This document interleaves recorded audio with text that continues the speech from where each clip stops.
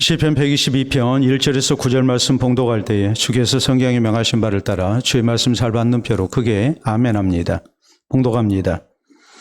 사람이 내게 말하기를 여호와의 집에 올라가자 할 때에 내가 기뻐하였도다. 예루살렘아 우리 발이 내 성문 안에 섰도다. 예루살렘아 너는 잘 짜여진 성읍과 같이 건설되었도다. 지파들 곧 여호와의 지파들이 여호와의 이름에 감사하려고 이스라엘의 전례대로 그리로 올라가는도다. 거기에 심판의 보좌를 두셨으니 곧 다윗의 집의 보좌로다. 예루살렘을 위하여 평안을 구하라. 예루살렘을 사랑하는 자는 형통하리로다. 내 성 안에는 평안이 있고 내 궁중에는 형통함이 있을지어다. 내가 내 형제와 친구를 위하여 이제 말하리니 내 가운데에 평안이 있을지어다. 여호와 우리 하나님의 집을 위하여 내가 너를 위하여 복을 구하리로다. 아멘.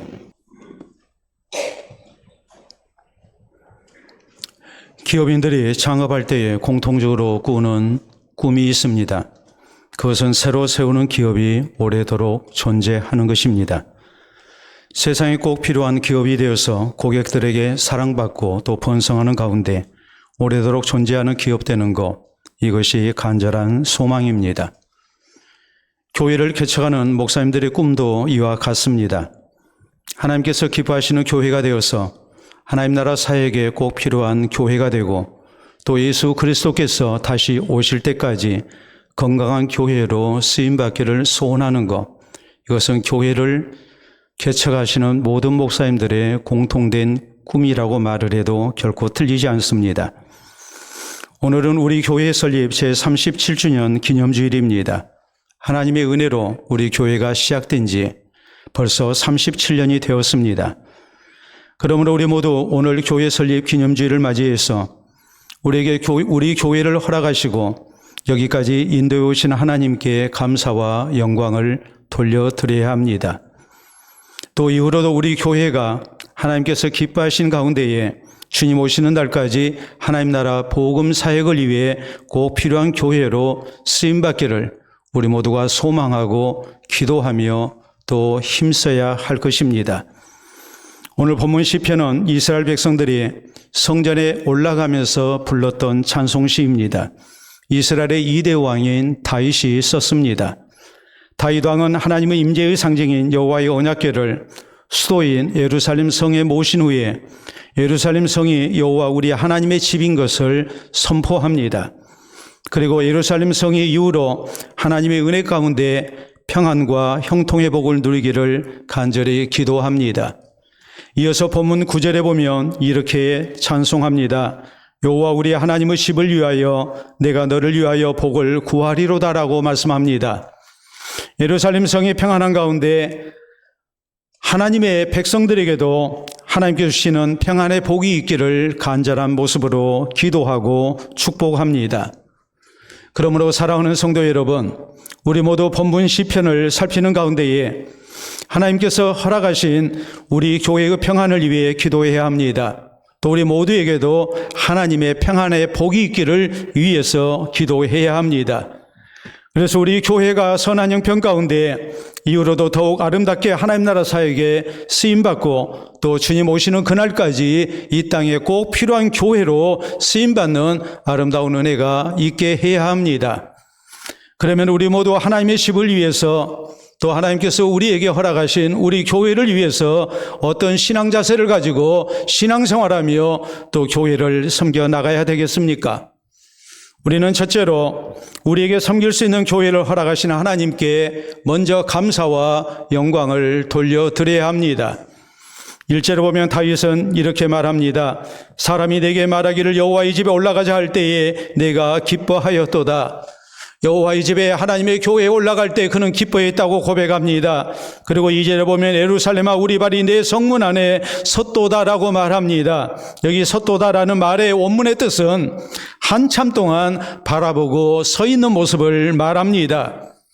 왜냐하면 하나님의 집을 찾은 감격 속에서, 기쁨 속에서, 하나님을 향한 벅차오르는 감격 속에서 지금 이 예루살렘 성을 바라보며 하나님의 집을 바라보며 그의 마음속에 큰 기쁨이 있었다는 것을 지금 보여주고 있는 것입니다.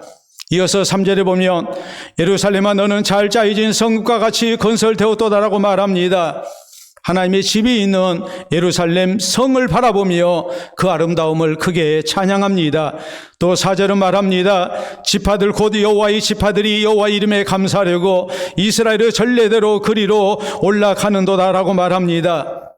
각 지역에 흩어 살던 이스라엘의 모든 지파 백성들이 하나님 앞에 모이게 될 때에 저희 모두가 큰 기쁨과 감사 속에 하나님의 집을 찾아서 예배드리고 있는 이 모습을 놓고 하나님 앞에 감사하며 기쁨 속에 노래하고 있는 것입니다. 다윗은 자신과 이스라엘 백성들이 하나님의 집을 찾아서 예배드릴 수 있다는 사실 앞에 먼저 감사와 영광을 노래하고 있습니다. 그 이유가 무엇일까요? 우리가 생각해 볼 수 있는 것은 먼저는 하나님의 사랑 가운데 구원받아 하나님의 자녀가 됐기 때문입니다. 또 하나님께서 지금까지 우리와 같이 하시고 또 우리를 지켜주시고 보호해 주셨습니다. 이 하나님의 은혜를 생각할 때 내가 하나님 앞에 오늘 선한 형편 얻어서 하나님의 집을 출입할 수 있음이 너무나도 감사한 일이기 때문에 하나님 앞에 이 기쁨 가지고 노래하고 있는 것입니다. 뿐만 아니라 하나님께서 하나님의 백성들과 함께 하실 것입니다. 또 우리가 드리는 예배와 기도를 받으실 것입니다. 또 이 예배를 통해서 하나님의 영광을 나타내시고 주님 앞에 나와 예배드리는 백성들 그 기도를 받으시고 도우시는 역사 속에 앞으로 놀라운 평안을 분명히 주실 것입니다. 이런 모든 것을 생각하면서 다윗은 하나님의 집에 올라가 예배드리는 것이 그렇게도 감사했고 기쁨이 충만한 일이었노라고 고백을 하고 있는 것입니다. 그렇기 때문에 오늘 교회 설립 기념주일을 맞이해서 하나님 앞에 나온 우리 모두에게도 이 감사와 기쁨이 있어야 됩니다. 그리고 오직 하나님께 감사와 영광을 돌려드려야 됩니다. 우리가 성경을 보면 초대 예루살렘 교회의 성도들은 하나님 앞에 모여서 예배드릴 때에 기쁨 가운데 하나님 앞에 찬송하고 기도하고 예배를 드렸습니다. 저희가 신앙생활한 이후로 저희의 삶 가운데 좀 더 나아진 것은 없었습니다. 저희는 변함없이 가난했고 저희는 변함없이 노예의 신분이었고 그리고 세상 가운데서 별로 내세울 것이 없는 연약한 자들이었습니다. 그러나 저희가 하나님 앞에 나와 예배드릴 때 저희가 성전에 모여서 하나님 앞에 예배드릴 때마다 감사가 있었고 기쁨이 있었고 모이기를 힘썼던 그 이유가 무엇입니까? 죄인된 내가 예수 그리스도를 구주로 믿어서 구원받은 백성이 됐습니다. 내가 하나님의 거룩한 백성이 됐습니다. 내가 오늘 하나님 앞에 나와 예배드립니다. 내가 하나님 앞에 기도합니다. 하나님께서 우리의 찬송을 우리의 기도를 받으신 가운데 영광을 나타내시고 또 하나님의 약속하신 복을 우리에게 허락하실 것입니다. 내가 이 땅 가운데서는 좀 힘들게 산다 할지라도 분명히 하나님께서 나로 하여금 천국의 영광을 얻게 하실 것입니다. 내가 육신의 질병 가운데 내가 혹은 육신의 연약함 속에 고생하고 있다 할지라도 내 영혼은 예수 그리스도로 말미암아 건강의 복을 얻고 하나님 나라 구원을 약속받았으니 이것이 참으로 감사한 일입니다. 그러므로 하나님 앞에 나오기를 힘씁니다. 하나님 앞에 모여서 예배드릴 때마다 감격했습니다. 기쁨이 있었습니다. 즐거운 찬송을 하나님 앞에 올려드렸고 저희는 소망 가운데 하나님을 즐거운 모습으로 섬겼습니다. 성경은 우리에게 고린도전서 3장에 하나님의 교회는 심는 이나 물주는 이는 아무것도 아니지만 오직 자라나게 하시는 하나님께만 영광이 돌아가게 해야 된다고 강조합니다. 하나님의 교회가 세워진 것, 그리고 하나님의 교회가 부흥성장한 것, 오늘의 모습을 갖게 된 것, 이 모든 것은 하나님이 시작하셨고 하나님이 주장해 오셨고 또 하나님께서 함께하고 계신 일인지라 오직 하나님 앞에 우리는 감사하고 기뻐하며 주님께만 영광을 돌려드려야 된다고 성경은 우리에게 분명하게 가르칩니다. 오늘 교회 설립 기념주일을 맞이해서 우리가 왜 기뻐하고 감사해야 되는지, 왜 하나님께만 영광을 돌려드려야 되는지 우리가 다시 한번 우리 자신을 돌아볼 수 있기를 바랍니다. 우리가 잘 아는 소록도는 한센병 환자 치료병원이 있는 섬입니다. 1962년과 1966년에 20대의 파란 눈의 두 간호사가 자원봉사를 왔습니다. 오스트리아 간호학교를 졸업한 마리안느와 마가렛이라는 간호사들이었습니다. 이들이 자원봉사자로 소록도를 찾았습니다. 이들은 한센병 환자들을 돌보면서 위생장갑도 끼지 않았습니다. 환자의 상처를 맨손으로 만지고 상처 부위에 냄새를 맡고 피고름을 짜냈습니다. 평생 결혼도 하지 않고 40여 년을 이렇게 봉사했습니다. 대한민국 정부로부터 월급 한 푼 받지 않았습니다. 이 두 분은 죽어서도 소록도에 묻히기를 소원했습니다. 그러나 나이가 들어가고 몸이 쇠약해지기 시작했을 때 생각이 바뀝니다. 내가 이들에게 더 이상 도움을 줄 수 없고 오히려 소록도 사람들에게 부담이 될 수 있다는 생각을 하게 된 것입니다. 그래서 2005년 소록도에 올 때 들고 왔던 가방 하나만 들고서 편지를 남기고 자기들의 조국인 오스트리아로 돌아갔습니다. 지난 2021년 6월 문재인 대통령께서 오스트리아 국빈 방문 때에 이 두 분 간호사를 만나서 대한민국 국민을 대표하여 감사드려야 되겠다는 계획을 세웠습니다. 그러나 이 일은 성사되지 못했습니다. 왜냐하면 두 분이 오지 않았기 때문입니다. 그래서 할 수 없이 이 두 분에게 선물을 보내드렸습니다. 그랬더니 감사 편지가 돌아왔습니다. 그리고 그 내용은 우리에게 큰 울림으로 오늘 또 다가옵니다. 우리가 사진으로 확인해 봅니다. 마리안느와 마가렛 두 간호사입니다. 20대 때 모습입니다. 그리고 은퇴 후 자기 조국으로 돌아갈 때 70대 후반의 모습, 우리가 사진을 보면 이렇게 되어 있습니다. 이 두 분이 떠날 때 남긴 편지가 있습니다. 우리가 좀 보도록 하겠습니다. 그 내용은 이렇습니다. 사랑하는 친구들과 은인들에게 라는 인사말로 시작되는 편지입니다. 당신에게 많은 사랑과 신뢰를 받아서 하늘만큼 감사하다. 부족한 외국인이었는데 큰 사랑과 존경을 받아서 대단히 감사하다. 같이 지내면서 부족한 탓에 마음 아프게 해드렸던 일 미안하고 용서를 빈다. 서로 또 사람들에게 감사하는 마음이 크다라는 내용의 편지입니다. 그리고 대통령 선물에 대한 감사 편지가 이렇습니다. 다음 사진 보시게 되면 저렇게 우리말로 깨알만하게 적어서 이제 감사의 마음을 전합니다. 그 내용이 이렇습니다. 대통령님을 만나러 갈 수 있었으나 가지 않았습니다. 저희는 우리 이름이 불리워지는 것을 원하지 않습니다. 소록도는 우리에게 도움을 줄 수 있는 많은 기회를 주었습니다.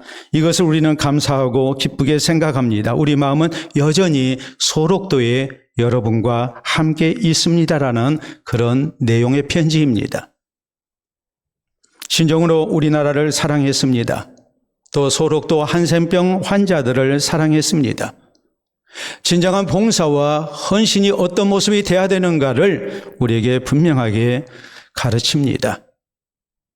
사랑하는 성도 여러분, 오늘 교회 설립 기념주일을 맞이해서 우리 성도에게도 이런 감사와 이런 기쁨이 있어야 합니다. 하나님께서 우리를 구원의 백성으로 불러주셨습니다. 또 우리에게 섬길 수 있는 우리 교회를 허락해 주셨습니다.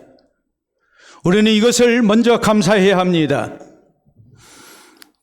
또 하나님의 집에서 우리가 하나님께 드리는 예배, 하나님을 향한 기도, 이 모든 것을 하나님이 받아주시고 우리에게 아름다운 응답을 주시고 복을 주고 계심을 우리는 다시 한번 감사해야 합니다.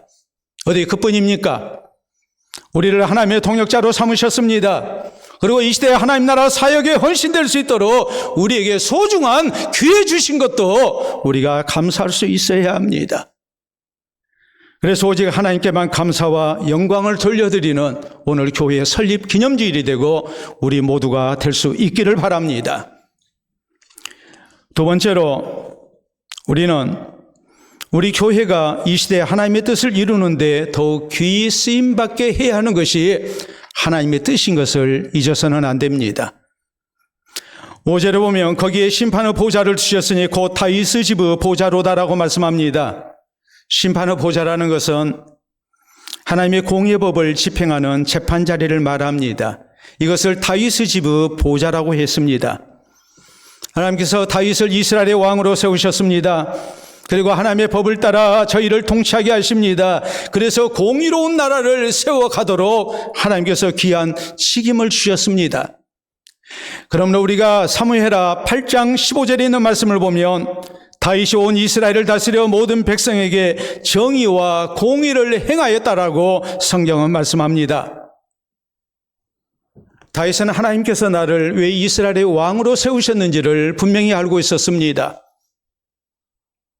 하나님께서 나 왕되게 하셔서 우리 자손들과 더불어서 호의호식하고 세상의 부귀영화를 누리라고 하나님께서 나를 이스라엘의 왕이 되게 하신 것이 아니라 하나님의 백성들을 하나님의 말씀으로 잘 인도하고 하나님께서 기뻐하시는 공의로운 나라를 세워나가는 이 거룩한 목적 속에 하나님께서 나에게 왕위를 허락하시고 나라를 허락하셨다는 것을 다윗은 한순간도 잊지 않았습니다. 그렇기 때문에 다윗은 왕이라 해서 자기 마음대로 나라를 다스리지 않았습니다. 오직 하나님의 말씀을 따라서 정의와 공의를 세워나가는 통치를 합니다. 그래서 하나님의 집을 출입하는 모든 하나님의 백성들이 하나님 앞에 합당한 모습으로 살고 하나님께 영광이 되고 하나님이 사랑하시는 백성이 되고 나라가 되기를 간절히 소망하며 하나님의 뜻을 따른 아름다운 나라를 세우고자 애썼던 것입니다. 오늘 우리 역시 마찬가지입니다. 하나님께서 우리에게 왜 섬길 수 있는 교회를 허락하셨는지, 우리를 왜 구원의 백성으로 불러주셨는지 우리가 그것을 다시 한번 분명히 하고 하나님의 집을 출입하는 하나님의 백성들이 되어야 됩니다. 그것이 뭐겠습니까? 먼저는 개인적으로 하나님의 말씀을 따라 살아야 합니다. 하나님의 공의를 세워나가는 성도가 되어야 됩니다. 또 우리 교회가 이 시대에 하나님의 뜻을 이루는 데 쓰임받게 해야 됩니다. 특히 하나님의 나라를 건설해야 됩니다. 나눔과 선교를 통해서 우리가 이 땅에 하나님의 나라가 확장되고 하나님의 공의로운 세상이 우리 그리스도인들과 교회를 통해서 세워지도록 우리가 헌신돼야 됩니다. 우리 하나님께서 애굽에서 노예 생활하던 이스라엘 백성들을 구원해내십니다. 노예했던 저희를 자유민이 되게 하셨습니다. 그러나 하나님이 저희를 구원하신 목적은 그것만이 아니었습니다.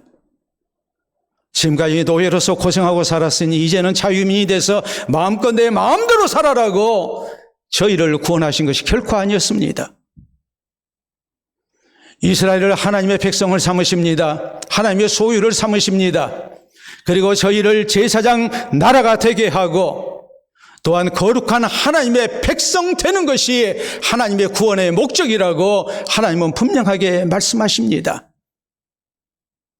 하나님을 경외하고 하나님의 말씀을 따라 사는 가운데에 세상 가운데서 구별된 하나님의 백성으로 살고 저희를 통해서 많은 사람들이 하나님을 알고 하나님 앞에 돌아오게 하는 제사장 나라로 제사장 민족으로 쓰기 위해서 하나님께서 이스라엘을 구원하셨다고 말씀하십니다. 그렇기 때문에 우리 역시 마찬가지입니다. 하나님이 우리를 왜 구원하셨는가를 우리는 잊지 말아야 됩니다. 우리 예수님은 분명히 말씀하십니다. 나더러 주여 주여 하는 자마다 다 천국에 들어갈 것이 아니요 다만 하늘에 계신 내 아버지 뜻대로 행하는 자라에 들어가리라. 우리가 예수님을 구주로 믿고 하나님의 말씀을 따라서 살게 될 때에 하나님 나라에 합당한 백성 될 수 있음을 우리 주님은 분명하게 말씀하십니다. 너희는 먼저 하나님의 나라와 그의 의를 구하라고 우리에게 말씀하셔서 우리가 단순히 먹고 살기 위해서 하나님의 복을 누리고 번성하기 위해서 우리가 신앙생활하는 사람 되지 말고 먼저 하나님의 나라와 의를 구하는 백성, 하나님 앞에 합당하게 살고 이 땅 가운데 하나님의 공의를 세워나가는데 귀하게 쓰임받는 백성 될 것을 우리가 힘써야 한다고 말씀하십니다. 주기도문을 통해서 우리에게 필요한 것을 하나님께 구하게 하십니다. 그러나 우리 주님은 우리 육신의 것을 위해서 먼저 기도하기보다는 하나님의 이름이 거룩히 여김을 받으시오며 나라가 임하옵시며 뜻이 하늘에서 이룬 것 같이 땅에서도 이루어지이다 해서 우리가 오로지 하나님 앞에 영광이 되고 하나님의 기쁘신 뜻을 이 땅 가운데 세워나가는 하나님의 백성과 교회가 되어야 된다는 것을 우리 주님은 먼저 구하게 하십니다. 지난 2021년 7월 21일에 있었던 일입니다. 개인적으로 우리 교회를 허락받고 34년 이상 35년째 교회를 섬겨오던 때입니다. 제게 너무나도 도전적이고 충격적인 일이었기 때문에 제가 이날을 표시해두고 기록해놨습니다. 제 중고등학교 동창인 친구가 찾아왔습니다. 그래서 목양실에서 저와 대화를 나누게 됐습니다. 이 친구는 조대치대 교수를 역임했고 학장을 역임하고 그리고 전 조선대 총장으로 이렇게 수고를 했던 강동환이라는 친구입니다. 지난번 교육감 선거 때도 출마를 했기 때문에 기억하시는 분들은 기억하실 것입니다. 이 친구와 대화를 하다가 목사된 나를 아주 신기한 듯이 쳐다보면서 저한테 묻습니다. 자네 제자가 몇 명이야? 자기는 제자가 2,000명이랍니다. 내한테 자네 제자가 몇 명이야 하는데 저거는 대답을 하지 못했습니다. 대학에서 교수로 수십 년 이렇게 재직을 했기 때문에 나에게 배운 학생들, 내가 가르치고 학점을 줬던 학생들 내 제자라고 할 수 있죠. 쉽죠. 근데 저 같은 경우는 참 애매했습니다. 누가 제자일까? 나는 예수 그리스도의 제자를 만들었지 내 제자를 만들질 않았습니다. 그래서 제자가 몇 명이냐고 하니까 제가 얼른 대답을 못했습니다. 내가 세례를 베푼 사람이 제자일까? 아닌 것 같습니다. 나와 함께 교회를 섬기고 있는 재직들이 내 제자일까? 그것도 아닌 것 같습니다. 교인 숫자가 제자일까? 그건 더 아닌 것 같습니다. 누가 제자일까? 제자훈련 성경 공부를 시키고 훈련을 받으신 성도들이 내 제자일까? 그것도 아닌 것 같습니다. 저와 함께 동역을 했던 부교육자들이 스승의 날이 되면 저한테 혹은 제 생일에 편지를 보내오는데 사부님이라고 보냅니다. 그 친구들이 제 제자일까? 그것도 아닌 것 같습니다. 여러분이 좀 가르쳐 주세요. 그래서 내가 참 대답하기 애매한 질문이다 하고서 얘기를 했더니 이 친구가 저한테 그런 얘기를 해요. 자네가 지금까지 설교를 하고 살아왔는데 설교 때 가장 강조하는 내용이 뭐냐는 거예요. 그래서 제가 거기에 대해서는 대답을 했어요. 첫째, 예수님을 진실되게 구주로 믿어서 모든 죄를 용서받고 구원받아서 천국 가는 하나님의 백성이 되게 하는 것. 거기에 대해서 설교했다. 두 번째, 천국만 목표 삼지 말고 하나님의 말씀에 순종하고 이 땅에 하나님의 공의로운 나라가 세워질 수 있도록 함께 수고하는 하나님의 백성 되는 것. 그걸 강조했다. 세 번째, 진실된 예수 그리스도의 제자가 돼서 진실된 그리스도인으로 사람들에게 인정받고 본이 되는 가운데 선한 영향력을 끼치고 예수 그리스도의 복음을 증거하는 사람으로 쓰임받는 성도와 교회가 되어야 된다고 설교했다고 했습니다. 그랬더니 알겠다고 그래요. 잘하라고 그래요, 저한테. 사랑하는 성도 여러분, 오늘 교회 설립 기념주일을 맞이해서 다시 한번 우리 교회가 하나님과 사람 앞에 바른 교회 되기를 힘써야 합니다. 우리 교회가 단순히 이 세상에 하나 더해지는 교회로 머물러서는 안 됩니다. 이 시대를 위해서 꼭 필요한 교회로 쓰임 받을 수 있도록 해야 합니다. 우리 모두 더욱 진실되게 예수님을 나의 구주로 믿어야 됩니다. 또 하나님의 말씀대로 살아야 됩니다. 이 땅에 하나님의 공의를 세워나가야 됩니다. 나눔과 선교를 통해서 예수 그리스도의 복음을 증거하며 우리가 세상을 섬기고 영혼 구원에 귀하게 쓰임받는 성도와 교회가 되어야 됩니다. 그래서 이 시대 하나님의 뜻을 이루는데 꼭 필요한 교회, 더욱 귀하게 쓰임받는 우리 교회가 될 수 있기를 바랍니다. 세 번째로 우리는 하나님께서 우리 모두에게 허락하신 교회를 위해 함께 헌신되어야 됩니다. 6절에 보면 예루살렘을 위하여 평안을 구하라. 예루살렘을 사랑하는 자는 형통하리로다라고 말씀합니다. 하나님의 집이 있는 예루살렘을 사랑하고 이 성읍이 평안하기 위해서 형통의 복을 위해서 이렇게 기도합니다. 그리고 예루살렘을 사랑하는 자에게 하나님의 복이 있을 것임을 강조합니다. 7절 보면 내 성 안에는 평안이 있고 내 궁중에는 형통함이 있을지어다. 8절에 내가 내 형제와 친구를 위하여 이제 말하리니 내 가운데 평안이 있을지어다라고 말합니다. 하나님의 집이 있는 예루살렘의 평안이 하나님의 백성들이 하나님의 주시는 평안과 형통의 복을 누릴 수 있는 길인 것을 이렇게 강조합니다. 그리고 9절은 뭐라고 말씀합니까? 여호와 우리 하나님의 집을 위하여 내가 너를 위하여 복을 구하리로다라고 말씀합니다. 우리 성도가 하나님의 평안의 복, 형통의 복을 누리고자 하는 목적이 어디 있는가? 이 모든 것은 우리가 선한 형편 얻어서 하나님의 집을 위하는 하나님의 백성으로 살기 위함인 것을 이렇게 강조하고 있는 것입니다. 그렇기 때문에 우리 모든 성도도 하나님께서 우리의 가정과 산업에 선한 형편을 주셔서 우리가 더욱 교회를 위해 헌신될 것을 소원하는 성도가 되어야 됩니다.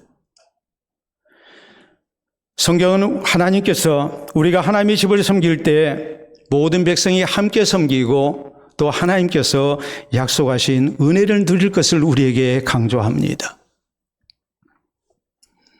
특별히 고린도전서 12장에 있는 말씀을 보면 교회가 무엇인가에 대해서 말씀합니다. 교회는 예수 그리스도를 머리로 한 주님의 몸된 것이라고 말씀합니다. 그리고 우리 성도는 몸의 지체로 부르심을 받았다고 말씀합니다. 우리 몸의 지체 가운데 필요 없는 지체가 하나도 없는 것처럼 우리는 교회 가운데 부르심을 받은 모든 성도들을 서로 인정하고 존중하면서 또 내게 주어진 역할을 잘 감당하는 성도로서 우리가 교회를 이루고 하나님 나라 사역에 쓰임 받아야 함을 우리에게 강조합니다. 그리고 성경은 말씀합니다. 우리가 주의 교회를 사랑하고 하나님을 우리가 아름답게 섬기기를 원할 때, 또 하나님 나라 사역에 헌신되기를 원할 때에 하나님께서 우리 가운데 필요한 은혜들을 공급해 주시는 복이 있다고 우리에게 분명하게 약속하십니다. 로마 제국은 강력한 군사력을 바탕으로 많은 민족과 나라를 정복했습니다. 그래서 1000년간은 대제국을 건설했습니다. 로마의 군대는 일반적으로 4개의 부대로 구성이 됩니다. 먼저 하스타티가 있습니다. 하스타티는 젊은 병사들로 이루어진 부대입니다. 전선의 맨 앞줄에 서서 적의 공격을 1차 막아냅니다. 그래서 적의 전력을 상당 부분 소목해야 하는 역할을 맡았습니다. 우리가 오늘날로 쓰는 표현을 쓰자면 총알바지 역할을 하는 부대입니다. 누구보다도 희생자가 많이 나올 수밖에 없습니다. 두 번째 부대가 있습니다. 벨리테스입니다. 투창부대입니다. 다가오는 적에게 최전방에서 창을 던지는 임무를 맡은 부대입니다. 세 번째 부대가 그 뒤에 있습니다. 트리아리입니다. 트리아리는 나이가 많은 고참병으로 구성이 되어 있습니다. 이들은 후방에서 대기하고 있다가 전투가 불리해지게 될 때에 그 불리한 전투 지역으로 이렇게 투입이 되는 부대입니다. 일종의 보충대입니다. 지원부대입니다. 다른 말로 땜방 부대라고 했습니다. 땜방을 때우는 부대입니다. 그리고 마지막으로 프린키페스라는 정예부대가 있었습니다. 이들은 로마군의 핵심이고 주력부대입니다.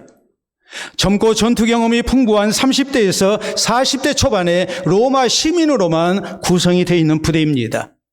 가장 결정적인 순간에 가장 결정적인 공격으로 전투를 마무리하고 승리를 쟁취하는 부대에 이 부대가 바로 프린키페스라는 부대입니다. 모든 병사가 자기에게 주어진 임무를 따라서 헌신했습니다. 그럴 때 로마는 많은 전투에서 승리할 수 있었고 그리고 대제국을 건설할 수 있었습니다. 로마군의 전투 모습을 얘기할 때에 한마디로 얘기하면 귀갑 대형을 사용한다고 말합니다. 거북 귀자에 등껍데기 갑자입니다. 그러니까 거북 대형입니다. 우리가 사진을 한번 보도록 하겠습니다. 지금 여러분이 보시는 모습은 로마 병사의 모습입니다. 손에 칼을 들고 방패를 들고 그리고 각반, 무릎에 각반을 차고 또 가슴에는 흉배를 붙이고 갑옷을 입고 머리에 투구를 썼습니다. 완벽하게 자기를 보호합니다. 근데 그게 다가 아닙니다. 다음에 있는 사진을 보면 저게 바로 귀갑 대형, 거북 대형입니다.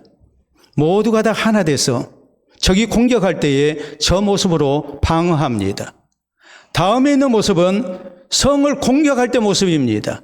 역시 귀갑 대형으로, 거북 대형으로 이렇게 자신들을 보호하면서 적을 공격했습니다. 모두가 협력하고 하나된 모습으로 싸웠습니다. 그럴 때 방어할 때나 공격할 때 놀라운 승리를 거둘 수가 있었던 것입니다. 사랑하는 성도 여러분, 우리 모두도 하나님께서 우리에게 허락하신 교회를 더욱 사랑해야 합니다. 소중히 여겨야 됩니다. 또 하나님 나라 사역에 우리가 함께 헌신되어야 됩니다. 그래서 하나님의 평안과 형통의 복 가운데 선한 형편을 허락받고 우리 교회가 하나님 나라 사역에 더욱 아름답게 쓰임받는 역사를 써나갈 수 있기를 바랍니다. 폴란드가 낳은 위대한 작곡가요 피아니스트가 있습니다. 우리가 잘 아는 사람입니다. 바로 쇼팽입니다. 쇼팽은 폴란드의 자랑이요 보물입니다. 오늘날 폴란드의 수도인 바르샤바 국제공항은 쇼팽 공항이라고 이름이 지어져서 저를 기념합니다. 쇼팽은 20살 때에 프랑스 파리로 가서 음악 활동을 시작합니다. 당시 폴란드는 러시아의 지배를 받고 있었습니다. 쇼팽은 자신이 따라온 조국 폴란드를 늘 사모했습니다. 그리고 음악 활동만 하는 게 아니라 조국 독립을 위해서 그는 헌신됐습니다. 그는 독립운동가였습니다. 그러다가 파리에서 39살 때에 결핵에 걸려 죽게 됩니다. 그의 유언은 이랬습니다. 내 영혼인 심장만큼은 조국 폴란드에 묻어주시오. 그래서 사람들은 그의 시신은 프랑스 파리에 묻었고 그의 심장은 조국 폴란드로 옮겨서 안치했습니다. 쇼팽의 심장이 안치된 예배당을 찾아봅니다. 여러분 보시게 되면 저 예배당을 성십자가 예배당이라고 말합니다. 그렇게 하는 이유는 바로 이것 때문입니다. 다음 사진을 보시게 되면 예수님께서 십자가를 지시고 있는 모습입니다. 확대해서 봅니다. 예수님께서 십자가를 지시고 하늘을 향해 가리킵니다. 예수 그리스도의 십자가의 은혜를 믿는 가운데 우리가 하나님 나라를 바라보며 살아야 됨을 강조하고 있는 겁니다. 다음 사진을 보시게 되면 예배당 내부입니다. 다음 사진 보시게 되면 쇼팽의 심장이 안치되어 있는 기둥입니다. 그리고 그 기둥을 확대하면 이렇게 되어 있고 또 확대해 보면 거기 이렇게 쓰여져 있습니다. 안내문에 이곳에 쇼팽의 심장이 쉬고 있습니다라고 써 있습니다. 그러므로 저 앞에 서게 되면 저절로 경건해집니다. 먼저는 진실된 모습으로 예수님을 향한 신앙과 하나님 나라의 구원과 영광을 사모하며 살아야 되겠다는 다짐을 하게 됩니다. 또 쇼팽의 나라 사랑과 헌신을 본받고자 하는 마음이 생겨납니다. 사랑하는 성도 여러분, 오늘 교회 설립 기념주일을 맞이해서 우리 모두 진실된 모습으로 주님을 향한 신앙이 고백될 수 있어야 합니다. 그래서 하나님께서 우리에게 허락하신 하나님의 집을 위하여 또 우리 교회를 위하여 우리 모두 바른 신앙 자세로 헌신될 것을 우리 또한 다짐할 수 있어야 합니다. 우리에게 어떤 신앙 자세가 필요합니까?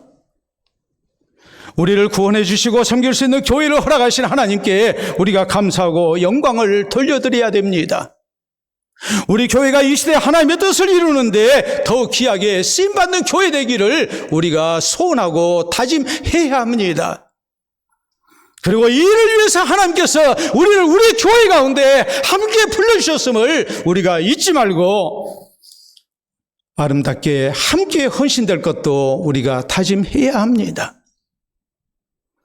이 신앙 자세로 우리 교회가 건강한 교회, 아름다운 교회, 하나님 기뻐하시는 교회, 이 땅에 많은 사람들, 불신자들까지도 기뻐하고 감사하는 교회가 될 수 있어야 합니다. 그래서 우리 교회가 주님 오시는 날까지 하나님 나라 복음사에게 꼭 필요한 교회로 귀하게 쓰임받는 영광이 충만하시기를 우리 주님의 이름으로 축원합니다. 우리 함께 기도합니다. 우리가 주일날이 되면 아무 고민 없이 내가 나와서 예배드릴 수 있는 교회가 있다는 것이 얼마나 감사합니까? 주일날 내가 마땅히 하나님 앞에 구원받은 백성으로 나와 예배드리고 또 주의 복음사역을 위해서 헌신될 수 있다는 것이 얼마나 감사합니까? 또 생각해 보십시오. 주님께서 나를 통해서 이 땅에 하나님의 나라를 세워나가신다는 것이 얼마나 감격스러운 일입니까? 이 일을 위해서 주께서 우리를 불러주셨습니다.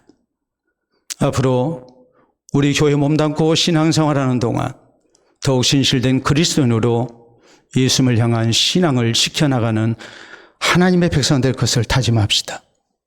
또 하나님 나라 사역을 위해서 기쁜 마음으로 헌신되고 우리 교회가 꼭 필요한 교회, 또 나라는 사람이 우리 교회에 하나님 나라 사역에 꼭 필요한 하나님의 사람으로 쓰임받을 것을 우리가 주님 앞에 다짐해야 하지 않겠습니까? 신실된 감사와 교회의 사랑과 또 주님 나라 사역을 위한 헌신이 우리의 기도를 통해 고백될 수 있기를 바랍니다. 기도합니다.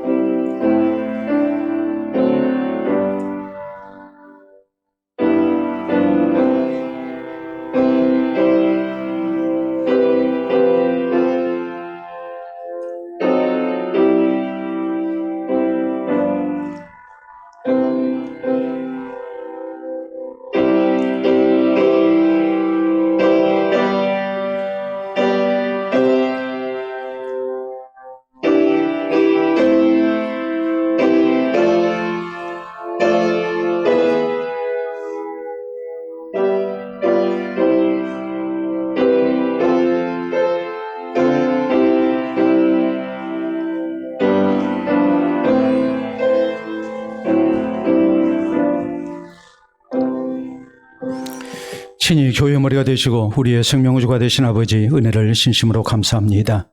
내가 너를 지명하여 불렀나니 너는 내 것이라 하시고 우리를 주의 몸된 교회 가운데 귀한 지체로 불러주시오며 하나님 나라 백성 될 수 있도록 은혜 주심을 참으로 감사합니다. 우리가 한 교회 가운데서 믿음의 가족으로 함께 만나게 하시고 또 서로 위로가 되며 격려하며 또 서로 하나 되어 주님 나라 사역을 위하여 쓰임받을 수 있게 된 것도 진심으로 감사합니다. 다시 한번 우리 가운데 섬길 수 있는 교회를 허락하신 하나님 앞에 감사하며 하나님의 집을 위하여 주의 몸된 교회를 위하여 우리가 아름다운 모습으로 헌신될 것을 다짐합니다. 우리 주께서 우리 가운데 교회를 허락하신 뜻을 따라 개인 구원에 힘쓰게 하시고 가족 구원에 힘쓰게 하시고 또 우리가 이웃을 구원하는데 또 열방에 예수 그리스도의 복음을 증거하는데 우리가 아름답게 쓰임받기를 원합니다. 또 우리가 몸담고 있는 이 세상 가운데 하나님의 공의로운 세상이 세워질 수 있도록 우리가 헌신될 것을 다짐합니다. 우리 주님께서 우리의 모든 다짐을 받아 주시옵소서. 우리를 통해서 주의 교회가 더욱 왕성한 모습으로 하나님 나라 사역을 위하여 쓰임받게 하시고 우리를 통해서 더 많은 이들이 구원 얻게 하시고 우리를 통해서 이 땅이 더 하나님 앞에 아름다운 공의로운 세상이 되게 하여 주시옵소서. 그래서 주께 영광되는 교회 또 세상 가운데 복이 되는 교회 되게 하시고 불신자들까지도 사모하며 기뻐하며 감사하는 교회가 될 수 있도록 역사해 주시옵소서. 또 우리 시대에 하나님 나라를 아름답게 세워나가는 우리 모든 모두가 되게 하시고 우리의 자손들에게도 감사와 기쁨 되는 교회를 물려줄 수 있도록 주님께서 도와주시옵기를 원합니다. 그래서 주님 오시는 그날까지 존재하는 교회, 우리 하나님께서 사랑하시는 교회, 우리 하나님의 영광을 선포하는 교회가 되게 하시고 우리 하나님의 나라 사역을 위하여 꼭 필요한 교회로 쓰임받는 참으로 주님 사랑하시는 교회가 되게 하여 주시옵소서. 장차 하나님 앞에 설 때 우리 교회에 섬겼던 것이 우리에게 자랑이 되게 하시고 기쁨이 되게 하시고 하나님의 칭찬이 될 수 있도록 역사하여 주시옵소서. 감사하며 예수님 이름으로 기도하옵나이다. 아멘.